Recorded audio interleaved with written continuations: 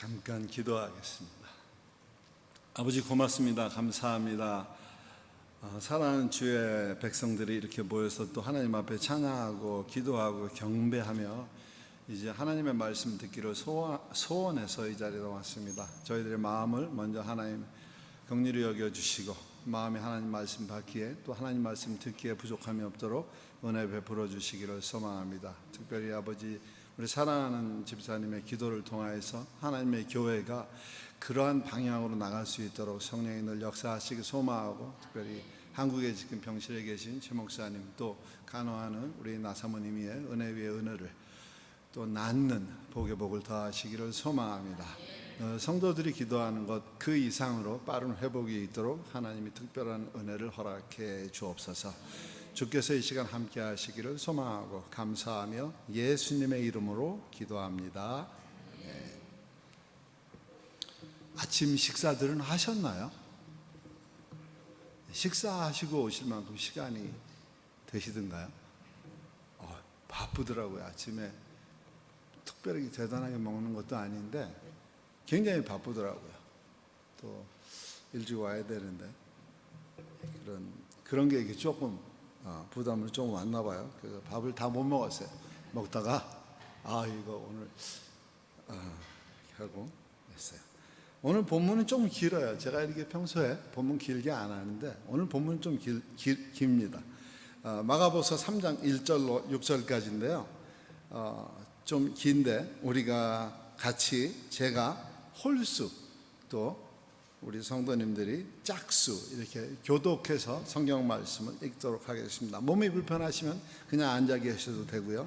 불편하지 않으시면 하나님의 말씀이니까 우리가 서서 함께 봉독하도록 하겠습니다. 제가 먼저 읽겠습니다. 예수께서 다시 회당에 들어가시니 한쪽 손 마른 사람이 거기에 있는지라. 사람들이 예수를 고발하려 하여 안식일에 그 사람을 고치시는가 주시하고 있거늘 예수께서 손 마른 사람에게 이르시되 한가운데 일어서라 하시고 그들에게 이르시되 안식일에 선을 행하는 것과 악을 행하는 것, 생명을 구하는 것과 죽이는 것 어느 것이 옳으냐 하시니 그들이 잠잠하거늘 그들의 마음이 완악함을 탄식하사 노하심으로 그들을 둘러보시고 그 사람에게 이르시되 내 손을 내밀라 하시니 내밀매 그 손이 회복되었더라. 바리새인들이 나가서 곧 헤롯 왕과 함께 어떻게 하여 예수를 죽일까 의논하니라. 아멘. 이제 말씀 들어가기 전에 두 가지만 잠깐 우리가 함께 쉐어할 것은 이 가버나움이라는 동네하고 마가에 대해서 이미 여러분들 너무 잘 아시고 계실 거예요. 가버나움은 그때는 바다라고 불렀어요. 크니까 호수가 갈릴리 호수 북쪽에 자리하고 있습니다. 그 요단 강이라고 그러면 그 요단 하는 말은 이제 단에서부터 이 소리라는 거예요. 요르단 하면 그 단에서부터 하는 소리인데 단 지파가 원래는 땅을 이 유다 지파 옆에 이렇게 조그맣게 받았다가 이분들이 나중에 위로 올라갑니다. 그래서 그 갈릴리 호수를 이렇게 삥 둘러싸고 마치 갈릴리 호수가 계란의 노른자라 그러면 딱 반을 잘라서 오른쪽에는 므낫세 반 지파가 차지했고 왼쪽으로는 납달리 지파가 차지하고 있었습니다. 그리고 그 위에는 원래는 그게 아람 땅인데 그 아람 땅을 단 지파가 치고 들어갔어요. 그래서 많은 부분을 단 지파가 자리하고 그 위에 이제 아람 사람들이 살았었습니다. 예전에 예수님 오시기 훨씬 전에 땅을 나누고 그 이후의 사건들이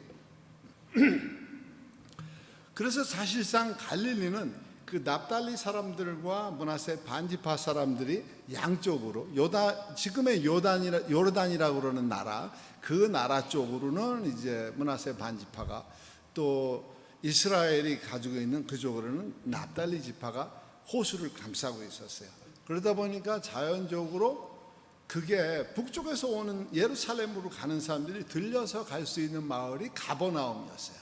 그리고 그 가버나움이 외부에서 들어오면 시돈과 두로를 통해서 들어오는, 항구에서 들어오는 배들이 육지로 들어와서 더 멀리 들어가기 위해서는 가버나움을 거쳐가야 했습니다. 예수님 당시에는 그래서 그 가버나움에 뭐가 있었냐면 세관이 있었어요.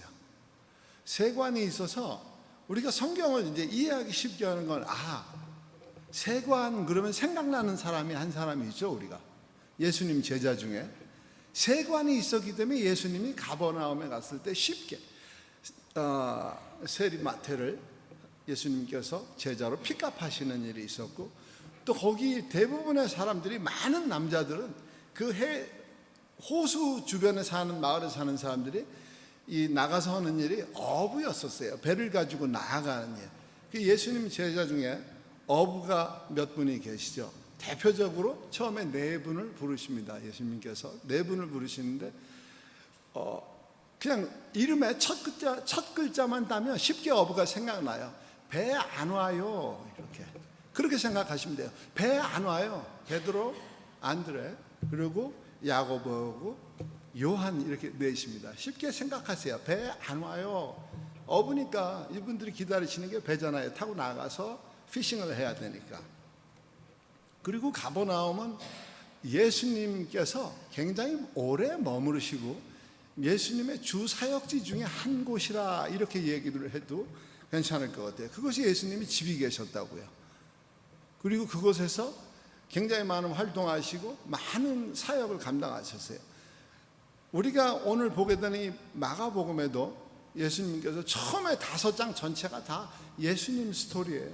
예수님이 행하신 일들이에요. 전부 회당에 들어가서 가르치시고, 또 귀신 들린 사람 쫓아내기도 하고, 시몬 베드로의 장모가 열병을 하니까 그 쫓아내기도 하고, 회당장 야이로의 딸이 죽었어요.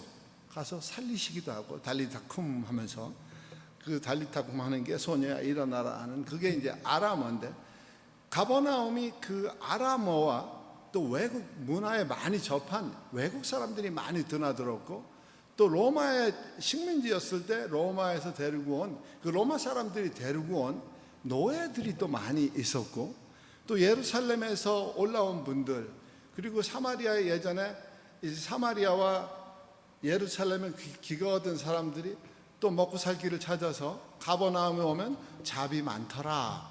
그래서 가버나움에 그렇게 많은, 이렇게 번성한 그런 도시 중에 하나였습니다. 가버나움이라는 말은 성경에 우리가 이 히브리 말의 특징은, 제가 이제 지난번에도 말씀드렸다시피 자음으로만 이루어졌잖아요. 거기에다 이제 모음이 들어가면 글자가 조금씩 변형되긴 하지만 기본 뜻은 가지고 있습니다. 그럼 나훔 그러면 우리 생각나는 선지자가 계시죠? 나훔 하시는 분의 그 이름의 뜻이 위로자 하는 소리예요. 그러면 나움도 비슷하고 나훔도 돼요. 그래서 이런 식으로 발음을 하게 되면 나움도 비슷하게 나움이라는 말이 거기에서 나오고요. 또 노아라는 이름도 사실상 그 이름의 근원도 위로라는 말에서 나왔습니다. 그래, 가버나움이 위로의 마을 하는 그 도시의 뜻이 있고요.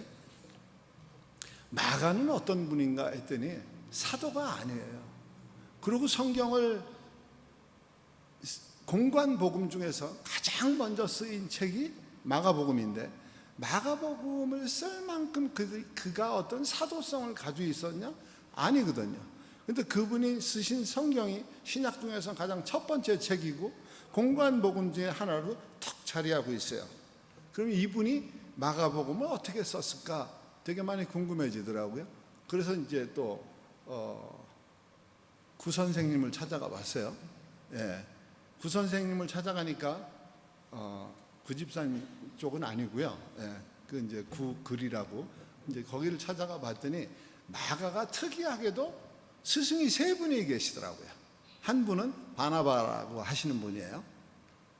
바나바는 그 지형상, 그분이 머물렀던 그 지형상 헬라 문화에 굉장히 특이화되신 분이에요. 그리고 두 번째 스승이 누군가 하니까 바울 사도예요.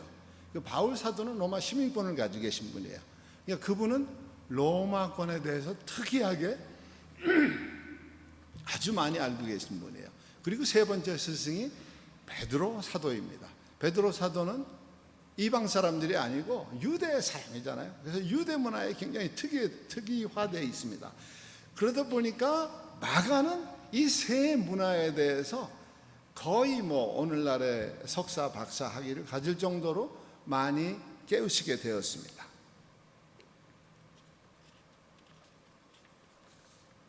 마가복음은 예수님을 종으로 표현하고 계십니다. 마가복음에서 가장 예수님을 잘 표현한 성경 구절 하나를 찾으라 하면 마가복음 10장 45절에 예수님께서 섬기러 오신 것이 아니고 우리에게 섬김 받으러 오심이 아니라 우리를 섬기러 오셨어요.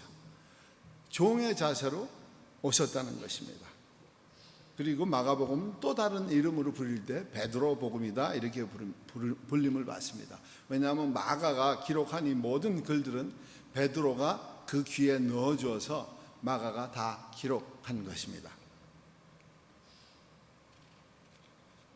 특별한 것은 이제 복음서 중에서 사복음서 중에서 거의 유일하다고 볼 수 있는데 이 마가복음만큼은 수신자들이 로마인들이 되어서 그런지 유대 문화, 유대 특성, 또 예수님의 족보 이런 부분이 전혀 기록되어 있지 않고 문체 자체가 굉장히 짧습니다.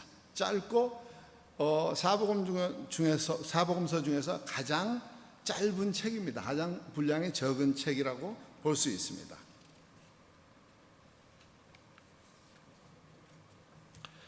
마가와 베드로 사도의 그 특별한 인연이 있습니다. 두 분 사이에 특별한 인연은 베드로 사도가 마가의 집에 자주 머물렀다는 게 이제 성경에 군데군데 이렇게 등장을 해요.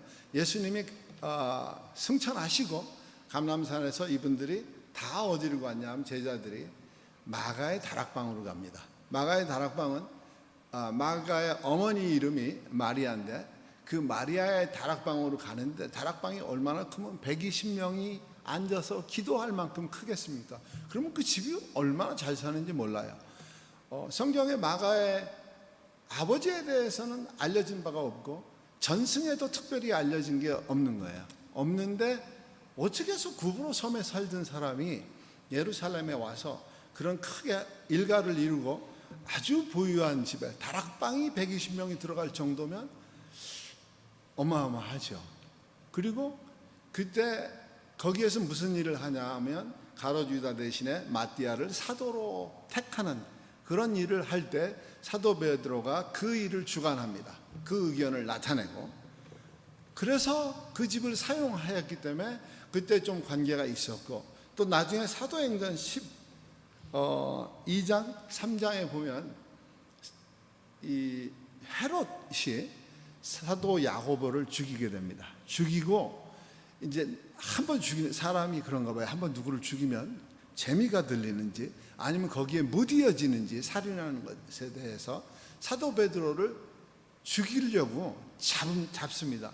잡고 일단 감옥에 집어넣는데 그날 저녁에 천사가 옥문을 깨서 사도 베드로가 탈옥이라기보다는 그냥 순순히 걸어 나와서 이분이 간 곳이 어디냐 하면 마가의 집으로 갑니다. 피신하러 가는 곳이 거기에 이제 로데라고 하는 또 여종도 나오고 문을 열어주니까 누군가 그러니까 사도 베드로니까 깜짝 놀라죠. 옥에 있어야 될 사람이 이제 곧 우리가 시신을 정리해야 될 사람이 이렇게 왔으니까 놀랬죠. 놀래고 그 집에서 잠시 동안 또 피신하는 그런 일도 있고요. 또 마가를 이제 요한이라고 또 이름을 그렇게 부르기도 하는데 이 마가가 첫 번째 사도 바울과 바나바와 같이 움직일 때는 움직입니다. 예루살렘 교회에 보고할 일이 있어서 또 헌금할 일이 있어서 헌금을 들고 갈 때 마가가 한번 움직이죠. 그리고 안디옥 교회에서 바울과 바나바가 선교사로 파송을 받을 때 같이 나가게 됩니다. 같이 나가게 됐다가 이제 마가로 인해서 두 분이 좀 다툼이 있고 의견이 맞지 않아서 마가가 거기에서 떠나게 됩니다. 떠나고 구브로 섬으로 가게 됩니다. 가게 되고 그 다음부터는 언제부터인지 마가가 베드로와 동행하는 모습이 쭉 성경에 나와 있고 요세푸스라고 하는 이스라엘의 전기 작가가 쓴 글에는 거의 마가는 바나바의 분신과 같이 다닌 것으로 나타나 있습니다. 마치 사도 바울에게는 그 아들이라고 하는 디모데가 쭉 같이 활동했던 것처럼 그렇게 나타나 있습니다. 오늘 말씀의 주제는 경건을 쫓는 사람들이랬습니다. 근데 이제 이렇게 드리고 나서 한참 좀 말씀을 계속 정리해 가면서 쫓는 사람들보다 경건하기를 좋아하는 사람들 이렇게 했으면 어땠을까 하는 이렇게 쫓는 데이지만 경건하기를 좋아하는 사람들로 인식하시기 바랍니다. 그러면 어떤 사람들이 경건하기를 좋아하는 사람들인가? 근데 오늘 장수가 좀 있는데요. 첫 번째는 어린아이와 같은 마음의 소유자이어야 된다는 겁니다. 아이들은 계산할 때 계산이 어두워요. 아이들이 계산이 참 어둡더라고요. 저희 이제 둘째 딸의 첫 번째는 계산이 빠삭한데 계산이 어두워요. 그래서 계산할 때 주머니 가지고 있는 돈을 다 이렇게 내밉니다. 믿고, 어른을 믿고. 성경에 나오는 아이들은 이 계산하는 것을 주님께 그냥 맡겨버려요.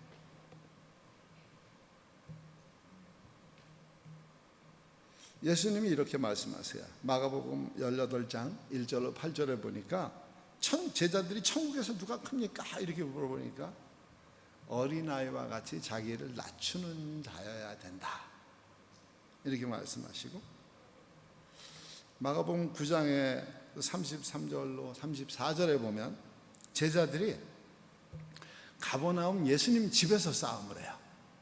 이게 참 어떤 싸움들을 하냐면 천국에 가면 누가 크냐 하는 거예요. 이 천국에 올라가서 누가 크냐 하는 거 그냥 예수님한테 이렇게 맡기면 될 텐데 맡기지 못하고 누가 크냐, 대화의 주제가 막지 못했습니다. 마가복음 6장 37절로 38절에는 이제 오병이어의 이야기가 나와요. 제자들의 계산으로는 떡을 사올 200데나리온이 필요했고요.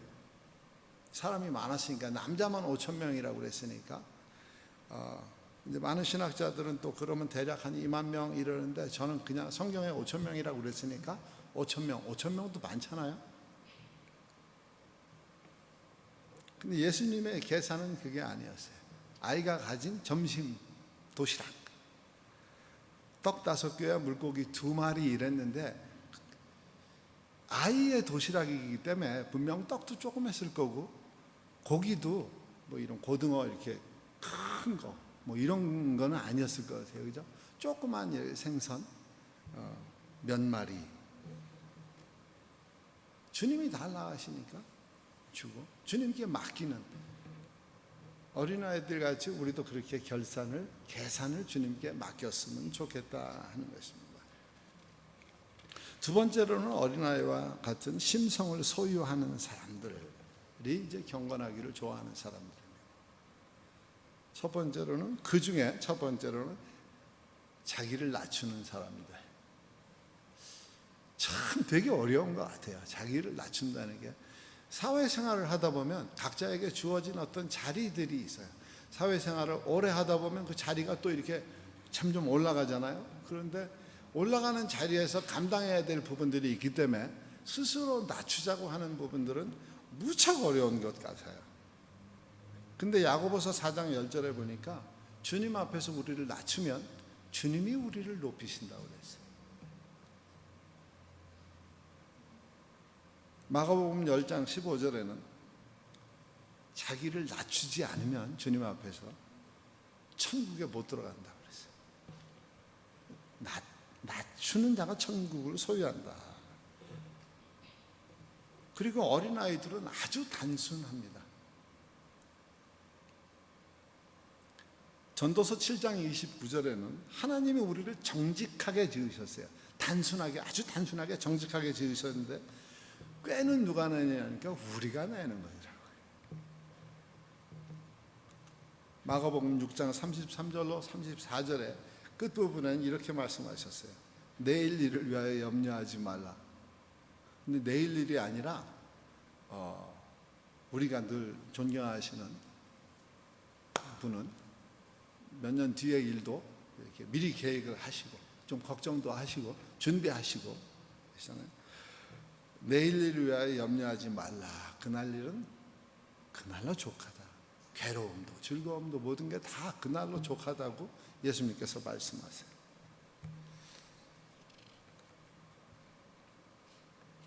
그리고 큰 부제의 두 번째는 순종하는 사람들이어야 한다는 거예요. 경건하기를 좋아하는 사람들은 용기가 있어야 됩니다. 마가복음에 우리 2장에 보니까 오늘 읽지는 않았어요. 2장 초반부에 보니까 어떤 사건이 나오냐 하면 중풍병자 사건이 나와요.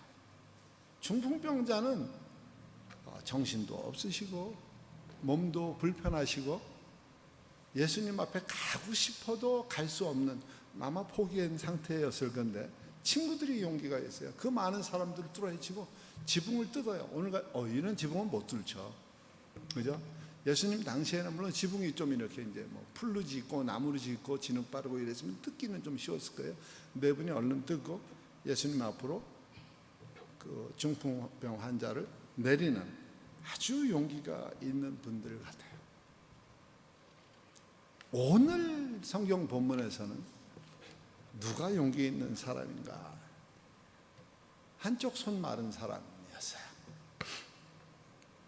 세 복음서 중에 마태복음과 마가복음에는 한쪽 손이 말랐다고 그랬는데 누가복음에는 오른쪽 손이 마른 사람이라고 그래요. 누가는 의사이기 때문에 이걸 확실하게 구분 짓는 걸 좋아하신 것 같아요. 왼쪽이 아니고 오른쪽 손이다 하는 거를. 당시에 유다 사회에서는 당시뿐만 아니라 족장 시대부터 쭉 전해져 내려오는 게 오른손 자비가 올바른 사람들이고 왼쪽이라는 단어는 좀 부정적으로 사용되어 왔습니다. 그래서 특별하게 사사 중에 에훗이라는 분이 있는데 그분은 왼손잡이에요. 그래서 기록되어진 것 같아요. 왼손잡이라서 사사가. 오늘 이분 보니까 오른손이 말랐어요. 그럼 오른손이 그것도 제가 이제 좀 찾아봤어요. 의학적으로 왜 손 마른 사람이 무엇인가 그랬더니 신경이 안 통하든지 이쪽으로 근육이 안 좋아서 근육이 말라서 손이 말랐든지 이런 상황이었을 것이다 이렇게 나와요.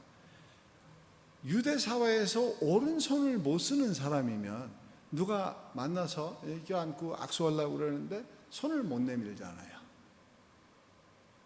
유대 사회에서 오른손을 못 쓰는 사람은 치명적일 것 같아요. 아무도 가까이 하려 하지 않고 가족이라 그러면 모르겠지만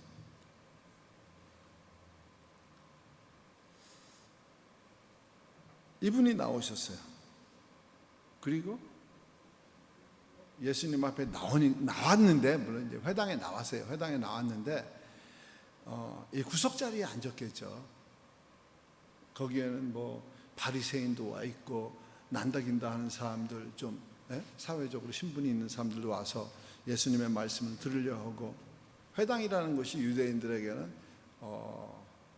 그들의 사회 속에서 좀 있는 사람들이 모여서 말씀도 듣고 얘기도 나누고 하는 곳인데 오른손 마른 사람은 갈 수가 없는 것이죠. 근데 이분이 예수님이 회당에 가신다 하니까 그 동네 사람 중에 불과 얼마 전에 중풍병자가 낫는 일이 있었어요. 낫고 싶었어요.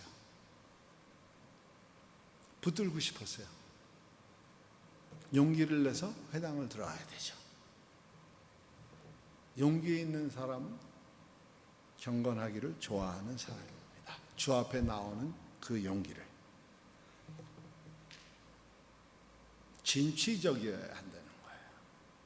앞으로 나아가는 사람들. 오늘 이 손 마른 사람이 그렇습니다. 가나안의 12 정탐꾼들 중에 두 분, 우리가 잘 아는 여호수아와 갈렙이 진취적인 사람들입니다. 실제적으로 이분들이 10명 대 2명의 싸움이 아니었습니다. 이거는 200만 명 대 2명의 싸움이었습니다. 200만 명이 10명의 목소리를 경청하지 2명의 목소리를 경청하지 않습니다. 200만 대 2의 싸움이었습니다. 이분들은 자기들의 의견을 굽히지 않았습니다. 가야 된 바였습니다. 진취적인 사고방식을 가진 분들이었습니다.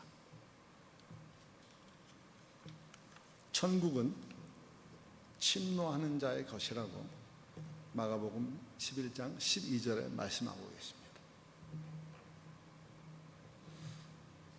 경건하기를 좋아하는 사람들의 마지막 가져야 될 성품은 완고함을 버려야 한다는 것입니다.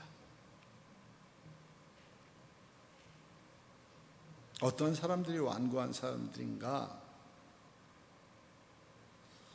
이스라엘이 망해갈 즈음에 그 이스라엘 사람들이 다 완고한 사람들입니다. 하나님께서 선지자들의 입을 통하여서 너희는 망한다, 망한다 그래도 듣지도 않았어요. 그 경고를 전혀 듣지 않았습니다. 그런 사람들을 완고한 사람들이라 부르고요. 하나님 나라에 합당하지 않게 행동하는 사람을 또 완고하다고 얘기합니다. 어떤 사람들인가 하니까 누가복음 9장 62절엔 손에 쟁기를 잡고 뒤를 돌아보는 사람을 완고하다고 합니다. 하나님 나라에 합당하지 않다고 합니다.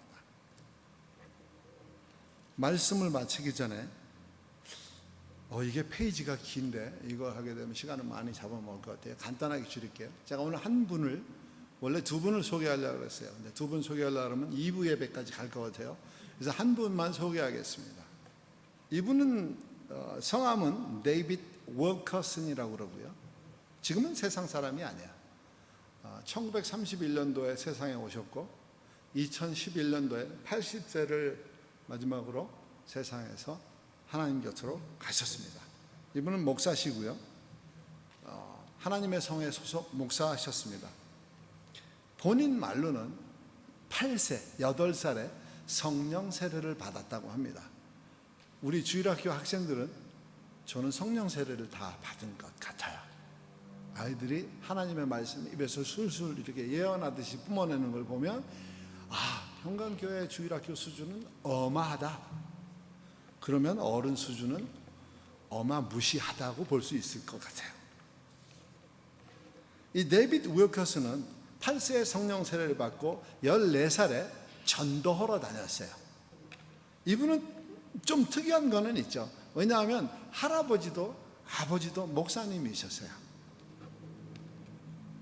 그리고 하나님의 성에 소속 분들이기 때문에 일찍 성령에 대해서 일찍 눈이 뜨여지고요. 그쪽에 또 많이 이분들이 관심을 갖고 계십니다. 그리고 21살에 목사 안수를 받습니다. 목사 안수를 받고 펜실베니아 중부에 있는 스캇데일이라고 그러는 아주, 저는 그런 도시 있는지도 몰랐어요. 제가 펜실베니아에서, 물론 펜실베니아 전체는 아니지만 그래도 펜실베니아에서 가장 큰 필라델피아 지역에서 30년 이상을 살았는데 스캇데일은 들어보지 못했어요. 그런 시골에서, 지금 요새 못 들어봤으니까 한 70년, 80년 전에 스캇데일 그러면 전혀 아는 사람이 별로 없었을 거예요. 그런 시골에서 이분이 목회를 하시다가 어느 날 기도를 하시는데 하나님께서 텔레비 치워 이러시더래요. 이분이 저녁에만 되면 다 하루 일과를 끝내고 저녁에 보는 게 레이트 나이트 쇼라고 그러는 TV 프로그램을 봤는데 하나님께서 그날 그 프로를 보는 중에 텔레비 팔고 기도해, 이 음성을 주시는 것 같으라는 거예요. 그래서 텔레비를 팔고 기도 시간으로 바꿨다는 겁니다. 그리고 기도를 하시는데 이건 제가 찔리더라고요. 저희 텔레비는 없는데 컴퓨터는 있지 않습니까? 그래서 이제 앞으로는 그 시간을 정말 많이 줄여야겠다. 어느 날 책상 위에 타임스라고 하는 잡지가 있습니다. 그 잡지를 손에 들었는데 기사가 하나가 나왔어요. 이 기사는 뉴욕에 서 있는 어떤 살인 사건에 대한 기사를 보시게 된 거예요. 뉴욕의 두 개의 10대 갱단들이 싸움질을 벌이고 그 중에 한 갱단에서 다른 갱단에 있는 청년, 10대 청년 마이클 파머라고 그러는 청년을 죽이게 됩니다. 근데 이 청년은 선천성 소아마비를 앓고 있었어요. 휠체어를 타고 있었어요. 근데 이분이 그 기사를 보면서 분명히 이 아이들이 아무리 악해도 그렇지 휠체어 타고 있는 아이를 죽일 수가 있을까? 마음에 이 아이들을 보고 싶고 아이들의 말을 듣고 싶었어요. 바로 뉴욕으로 올라갑니다. 그리고 이 뉴욕에서 법정에 막 재판 중인데 뛰어들어갑니다. 뛰어들어가서 판사님한테 이 아이들을 위해서 말할 수 있는 찬스를 달라고 손을 번쩍 듭니다. 쫓겨났죠. 법정 모독죄로 쫓겨났어요. 그리고 이분이 쫓겨나고 나가는 길에 누군가가 그분 사진을 찍고 이 사진을 이제 이 갱단 사건을 방해한, 갱단 사건의 재판을 방해한 목사로 올렸습니다. 세상에는 이분이 평이 그렇게 좋지 않게 알려지게 되었습니다. 어떻게 해볼 수 없는 것을 알고 이분이 낙담을 하고 이제 자기 고향으로 돌아갔습니다. 고향은 아니에요. 고향은 인디애나고 자기 사역지로 돌아갔습니다. 사역지로 돌아가서 사역을 하는데 할아버지가 아직 살아 계셨던 것 같아요. 할아버지가 보니까 손주 목사가 기운이 하나도 없고 막 전도도 막 잘하고 이러더니 기운이 있어 보이다가 기운이 하나도 없어 보이니까 이제 사정을 물어봤습니다. 여차저차해서 이만합니다. 할아버지께서 용기 있는 신앙인으로 살아라. 낙담하지 말아라. 이분이 그래서 다시 가방을 챙기고 뉴욕으로 일가가 일찍 결혼하셨어요. 23세에 결혼하셨더라고요. 뉴욕으로 갈 그때는 이분이 26살쯤 되셨어요. 그래서 와이프하고 둘이 뉴욕으로 올라갑니다. 그리고 이분들이 하시는 일은 우리같이 평범한 사람들이 아니고 갱단에 가입되어 있는 사람들 혹은 마약 중독자들 또 거리의 노숙자들 이런 형편이 일반적이지 않은 사람들을 찾아다니면서 복음을 전파하고 무엇을 도울까 하는 것을 찾기 시작했습니다. 그리고 1958년 뉴욕 올라간 지 1년 만에 이분이 브루클린에 틴 챌린지 인터내셔널이라고 그러는 10대들에게 무엇을 도전할 수 있는 그런 계기를 만들어주는 단체를 만드셨습니다. 그리고 한 5년쯤 후에 이분이 책을 한 권 쓰셨어요. 그동안에 이런 사역의 경험담을 쓴 책이에요. 그 책의 이름은 The Cross and Switchblade 하는 책이에요. 한국말로 표현한다 그러면 십자가와 단검이었습니다. 단검이라고 그러는 여기서 표현한 이 스위치블레이드는 왜 칼이 보통 부엌칼들은 접지 못하지 않습니까? 그런데 길거리 불량배들이 갖고 다니는 칼은 이렇게 접지 못하는 칼을 갖고 다니면 자기가 찌를 수 있으니까 그 스위치 누르면 칼이 이렇게 칼날이 안으로 들어가는 칼입니다. 우리가 어렸을 때 그걸 잭나이프라고 불렀는데 여기서는 스위치 블레이드를 표현하더라고요. 그래서 십자가와 단검이라는 책을 출판을 하게 됩니다. 이 책은 불과 몇 년 만에 5천만 부가 팔립니다. 제가 못했어요. 금방 생각나는 거 인쇄 장난 아니겠다. 그런 생각이 들더라고요. 책이 5천만 부 이상이 팔렸고요. 30개 이상의 언어로 번역 출판되었습니다. 그리고 1970년대에는 영화로 또 만들어졌습니다. 이런 사역을 쭉 해오시다가 1987년에 예배를 드리고 싶었어요. 이분들과 함께. 그래서 맨하탄 중심에 극장을 하나 임대를 하게 됩니다. 평소에는 극장을 하고요. 주일날은 극장이 잘 안 되니까 문을 닫는 극장이죠. 그리고 그때는 주일날에는 뉴욕 사람들이 다 나가요. 뉴욕에 잘 없습니다. 극장이 잘 안 돼서 주일날 문을 닫으니까 이분이 주일날 극장을 빌려서 임대해서 이제 예배를 드리기 시작합니다.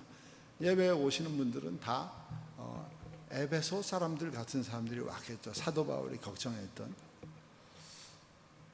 근데 이 극장이 원래는 무엇을 상영하던 극장이냐 하면 성인 영화 전문 극장이에요. 이게 성인 영화 전문 극장이 성소로 바뀌는 역사가 이분을 통해서 일어나게 됩니다. 그리고 예배를 그곳에서 주일날 예배를 드리니까 극장이 됐겠어요? 안 됐겠어요? 하나님이 막아버리시는 거예요. 극장 안 되게. 그래서 이분이 이 극장을 사게 됩니다. 한 3년쯤 후에 이 극장을 사요. 2011년에 이제 세상을 떠나시고요. 후임자로는 그분과 같이 교회에서 교육 목사님으로 부목사님에 동역하였던 팀 딜레나라고 하는 분이 이제 목회를 하세요. 지금은 코로나 이후 시대 지금 교회가 교인이 8,000에서 9,000 된다고 그래요. 어마어마하게 큰 교회죠. 저는 뉴욕에서 가장 큰 교회가 팀 켈러 목사님 교회인 줄 알았어요.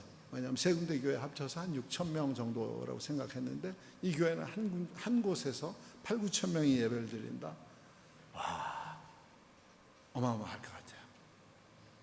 특징이 찬양이더라고요. 한참 이 교회가 막 이렇게 잘 돼가려고 할 그 무렵에 오늘 제가 말씀드리려고 하는 것은 다른 게 아니라 세상 사람들이, 교회 밖의 사람들이 교회를 두고 얼마나 말이 많았겠어요. 데이비드 울커슨 목사님이 저 깡패, 마약쟁이, 노숙자, 저기 들어가면 냄새 많이 나고 비난을 엄청 많이 했습니다. 목사님이 너무 고집이 세서 그래. 완고하고 완악한 사람이야. 교인들은 그거 듣기 싫잖아요. 근데 그러니까 교인들이 목사님 완악한 게 아니라 지들이 완악하다고. 그러니까 목사님이 이렇게 말씀하세요. 세상 밖은 완악할 수밖에 없고 실제로 완악한 사람들은 누구냐? 이 안에 있는 우리들이라. 하나님 앞에 경건하지 않으면 다 완악할 수밖에 없다.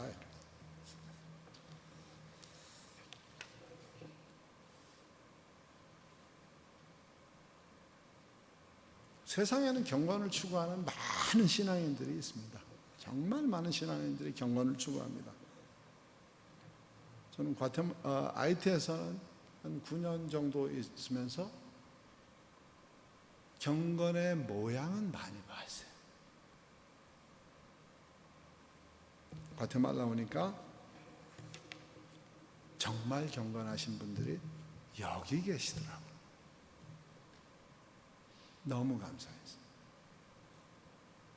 저는 여러분들을 보면서 늘 제가 도전도 받고 감동도 받고 여러분들의 삶 속에서 얼마나 하나님 앞에 경건하기를 좋아하시는지 늘 제가 감동받습니다.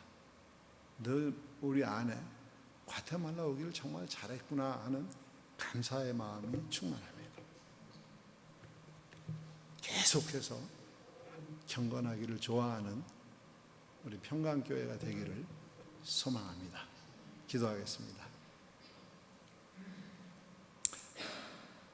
아버지 고맙습니다. 감사합니다. 우리 참 부족하고 연약합니다. 세파가 얼마나 센지 이루 말할 수도 없습니다. 세상이 얼마나 악하고 완고한지 이루 말할 수 없습니다.